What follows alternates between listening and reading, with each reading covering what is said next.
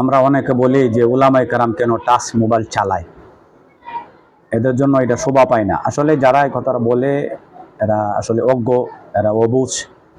মোবাইলের যে touch mobile, এগুলি আসলে স্যাটেলাইট বলেন, কম্পিউটার বলেন এবং এই টাচ মোবাইলগুলি বলেন, এগুলি আসলে স্যাটেলাইট এটি নবুয়তের অন্তর্ভুক্ত।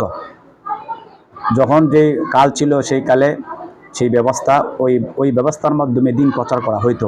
এখন যেহেতু আমাদের নবী যেহেতু খাতামুন নবিয়্যিন, ওনার পরে আর কোনো নবী নাই, তো ওনার নবীর দিন দুনিয়াতে আছে, ধর্ম আছে, কিন্তু নবী নাই। নবী আমাদের কাছে দিন আমানত রেখে গেছে। এই স্যাটেলাইটের মাধ্যমে, এই মোবাইলের মাধ্যমে, কম্পিউটারের মাধ্যমে পৃথিবীর কানাচে আমরা ধর্ম প্রচার করতে পারি। ধর্ম প্রচার করার একটা মাধ্যম, ধর্ম প্রচার করা ফরজ।